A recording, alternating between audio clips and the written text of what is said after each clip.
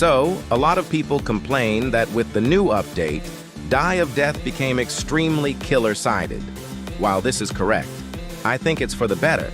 Asymmetrical horror games by design are teamwork-centered games normally having one killer and 8 survivors. Logically, with this kind of layout, you have a few options for balancing. Either you make weak survivors with weak abilities, or you make strong survivors and buff the killers in general. You could also come up with other balancing options, but that could be extremely experimental. Die of Death went with option 2 as they have random survivor abilities, making it impossible to balance out abilities. If you get, say, Hot Dog and Revolver, while the killer has about the same stamina as you, the killer won't be able to win. So if that is the case, hyper-buffing the killers was good? Not exactly, but the buff to the killers was never the problem. The problem is teamwork.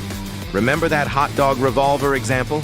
Well, the killer in that situation can win if there is no teamwork involved, as the civilian can't eat the hot dog or reload his gun. This guarantees a kill within about a minute of chase, and I'm being generous here. But if there is a team helping, then it's back to being almost impossible. We can't exactly have one type of balance for all situations, so here is my solution.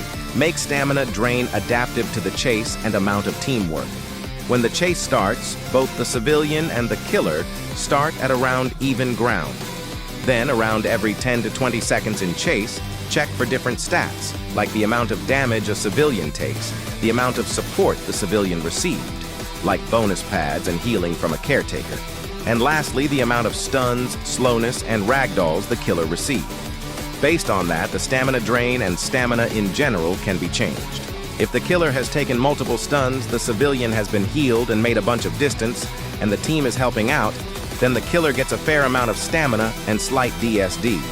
If the civilian is currently alone without their team helping out, and the killer is doing well in chase, then the killer's stamina will stay at around 105 stamina and receive no DSD.